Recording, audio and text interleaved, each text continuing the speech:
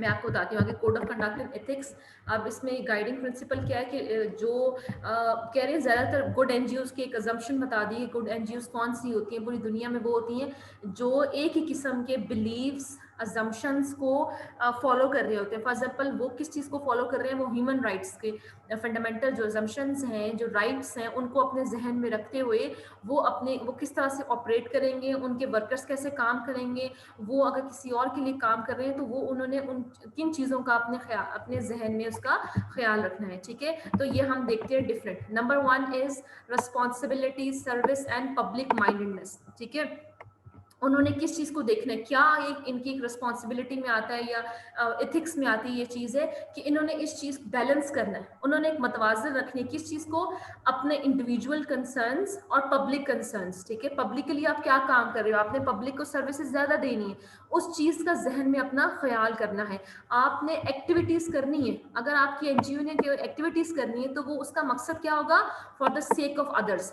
ठीक है, whether for the public at large और पर्टिकुलर सेगमेंट, उनके काम एनजीओ, क्योंकि एनजीओ का मकसद ही है ना, नॉन गवर्नमेंटल ऑर्गेनाइजेशन जो किसी खास पर्पस के लिए बनाई गई है, किसी खास सेगमेंट ऑफ पॉपुलेशन की नीड्स को फुलफिल करने के लिए, उनको एम्पावर करने के लिए, उनकी कैपेबिलिटीज़ को बढ़ाने के लिए, उनकी एबिलिटीज़ को इन्हेंस करने के लिए। ठीक है, तो उनका जो मकसद होना चाहिए उनकी एक्टिविटीज़ का, वो क्या हो कि वो मकसद किसके गिर्द घूमे? वो लोगों के गिर्द घूमे, वो उनके लिए एक्टिविटीज़ करे। जो पब्लिक की मनी है, ठीक है, फॉर एग्जाम्पल उनको मनी की दी जा रही है, उनको फंडिंग दी जा रही है, उनको मिसयूज ना किया जाए। ठीक है, और उनको इस चीज का ख्याल रखा जाए कि वो एनजीओ, अगर वो एनजीओ कोई भी काम कर रही है, कोई भी एक्टिविटी कर रही है, तो उसकी एक्टिविटी और उसका जो कंडक्ट होगा, उसका जो तरीका होगा, वो लोगों का जो परसेप्शन है उस एनजीओ के बारे में, लोग उस एनजीओ के बारे में क्या सोचते हैं, उस पर असरअंदाज होगा। अगर उसकी एक्टिविटीज सही नहीं होंगी, प्रॉपरली नहीं होंगी, वहां के लोगों पे फॉर एग्जांपल कोई वायलेंस के केसेस हो सकते हैं, कोई किसी को सैलरी नहीं दे रहा उसके केसेस हो सकते हैं, कोई डिफरेंट इश्यूज आ जाएंगे। अगर लोगों को उस एनजीओ के उन इश्यूज के बारे में पता चलेगा तो इसका मतलब है कि जो पब्लिक की परसेप्शन है उस एनजीओ के बारे में वो ठीक नहीं होगी, जिसकी वजह से जो ट्रस्ट है, पब्लिक का ट्रस्ट उस एनजीओ के ऊपर से हट जाएगा। ठीक है, should exhibit a responsible and caring attitude. देखिए, एनवायरनमेंट की तरफ भी जो उसका एटीट्यूड है वो बहुत ही अच्छा होना चाहिए। जितनी भी एक्टिविटीज वो परफॉर्म कर रहे हैं, कोई भी प्रोजेक्ट कर रहे हैं, कोई भी प्रोजेक्ट को इम्प्लीमेंट कर रहे हैं, तो उस प्रोजेक्ट की इम्प्लीमेंटेशन में इस चीज का ख्याल रखना है कि एनवायरनमेंट की कंसिडरेशन उन्होंने उसको देखना बहुत ज्यादा जरूरी है। Cooperation beyond boundaries. ठीक है, जो एनजीओज हैं वो क्या करती हैं? इथिकल और कोऑपरेटिव रिलेशनशिप रखती हैं विद अदर एनजीओज। ये एक एनजीओ का ताल्लुक दूसरे एनजीओ के साथ होता है, उसका रिलेशनशिप बना हुआ होता है, वो उसके साथ जुड़ी हुई होती है किसी तरीके से। फॉर एग्जांपल उससे रिकमेंडेशंस लेने में, उसके साथ एक्टिविटीज करने में, या किसी ना किसी तरीके से एनजीओ रिस्ट्रिक्टेड नहीं होती। मतलब एक जगह पे अगर वो मौजूद है तो वो ये नहीं सोचेगी कि मैं किसी और एनजीओ के साथ ताल्लुक नहीं बनाऊंगा या मैं अपनी एनजीओ किसी और के साथ लिंक नहीं करूंगा, बल्कि क्या करेंगे? They will be willing to work beyond borders of political, religion, cultural, race and ethnicity. ठीक है, कि वो कोई किसी भी वो इस चीज का ख्याल नहीं करेंगे। वो क्या करेंगे? वो बॉर्डर्स को देखे बगैर वो हर मजहब के लोगों की मदद करेंगे, रिलीजन की, कल्चर की, रेस की और एथनिसिटी की भी, within the limits of organising documents. ये बात बहुत जहन जरूर आप ये कह सकते हो इम्पोर्टेंट है कि ऑर्गेनाइजिंग जो डॉक्यूमेंट्स हैं जिस जगह आगे, अगर वो किसी और कल्चर में जाके काम कर रहे हैं, उस कल्चर किसी और, फॉर एग्जांपल वो कल्चर किसी और कंट्री का है, किसी और रीजन का है, तो वहाँ के जो ऑर्गेनाइजिंग डॉक्यूमेंट्स हैं उनको देख के उसके मुताबिक काम करना उनके लिए बहुत ज़्यादा ज़रूरी है। दूसरी ऑर्गेनाइजेशंस के सामने काम कर सकती हैं ऑर्गेनाइजेशन। देखो, बियॉन्ड बाउंड्रीज है ना, कि वो अपनी बाउंड्रीज से निकलेंगी। एक तो अपनी अपनी और उसकी एनजीओ की बाउंड्री कि वो किसी और एनजीओ के साथ लिंक होगी। दूसरा, in terms of you can say geographical boundaries भी हो सकती हैं कि वो ज्योग्राफिकली वो क्या होंगे, वो दूसरी एनजीओ के साथ भी लिंक होंगी, काम करेंगी। It is another important aspect जो कि एनजीओ को देखना बहुत ज्यादा जरूरी है, ह्यूमन राइट्स एंड डिग्निटी। वो कोशिश ये करेगी किसी भी इंडिविजुअल के जो फंडामेंटल ह्यूमन राइट्स है उसको वायलेट ना करे। और इस चीज को माने कि all people are born free and equal in dignity, हर एक आजाद पैदा हुआ है, उसकी रेस्पेक्ट है, उसका ख्याल करना है। अगर वो किसी कल्चर को फॉलो कर रहा है, किसी कस्टम को फॉलो कर रहा है, उसके कोई नॉर्म्स है, तो उन नॉर्म्स को देखना बहुत ज्यादा जरूरी है। वो उन नॉर्म्स के लिए बहुत ज्यादा सेंसिटिव हो, कभी भी उनके उसके अगेंस्ट ना जाए।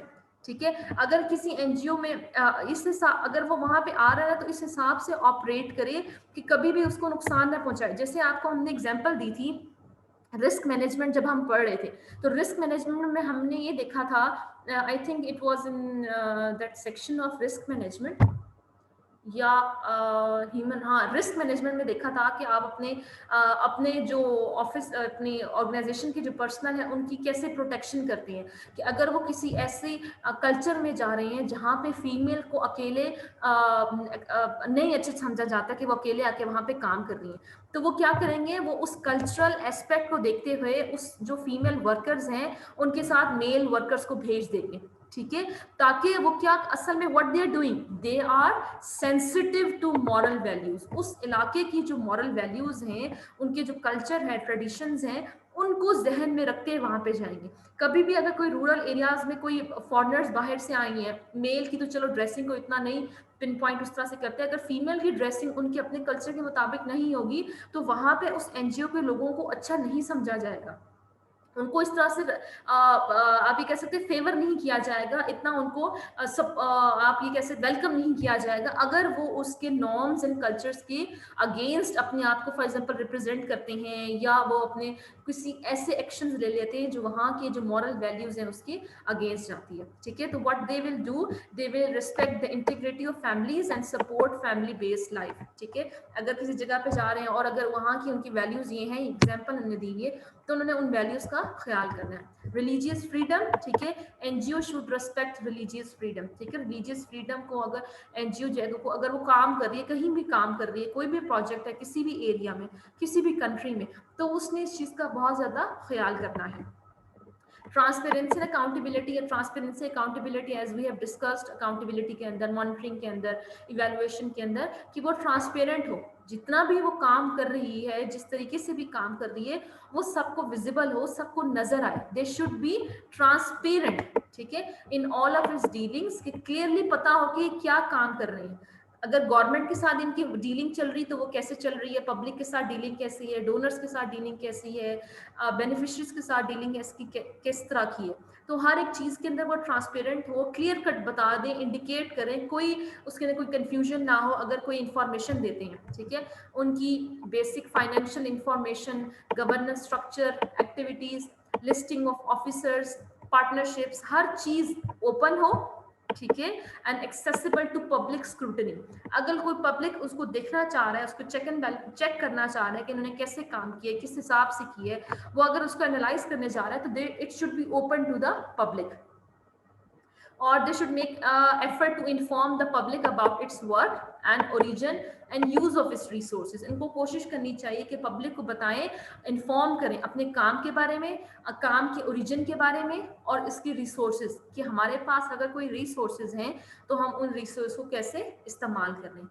ये जो एनजीओज होती हैं, दे शुड बी अकाउंटेबल अपने एक्शंस और डिसीजंस, काम कर रहे हैं और फैसला ले रहे हैं, दोनों के लिए अकाउंटेबल होंगे, जवाबदेह होंगे अपने तमाम स्टेक होल्डर्स के लिए, फंडिंग एजेंसी के लिए, अपने लोगों के लिए जो उनका अपना स्टाफ है, उनका स्टाफ है, उनके मेंबर्स हैं, पब्लिक है, किसी कोई और पार्टनर ऑर्गेनाइजेशंस हैं, कोई और गवर्नमेंट है, तो उनके लिए अपने आप को अकाउंटेबल करना, कि अपने आप को प्रेजेंट करें अकाउंटेबिलिटी के लिए, कि आप हमें चेक करें, आप हमारी मॉनिटर इवैल्यूएशन करें। ठीक है, तो ये तब ये उसके एथिक्स में आता है। ट्रस्टफुलनेस एंड लीगैलिटी, ट्रस्टफुलनेस क्या है कि be honest and truthful in its dealings, donors के साथ काम कर रहे हैं, प्रोजेक्ट बेनिफिशरीज के साथ, के आपके वो कोई भी लोग हो सकते हैं जिनके लिए काम कर रहे हैं, स्टाफ है, मेंबर्स हैं, दूसरी ऑर्गेनाइजेशंस हैं, गवर्नमेंट है, पब्लिक है, तमाम लोगों के साथ आपके एनजीओ ऑनेस्ट हो, ट्रुथफुल हो। अगर जिस एरिया में वो काम कर रही है, जिस जुरिस्डिक्शन में वो ऑपरेट कर रही है, उसको उस एरिया के लॉज को फॉलो करना है, उसने उस एरियाज के लॉज को रेस्पेक्ट करना है।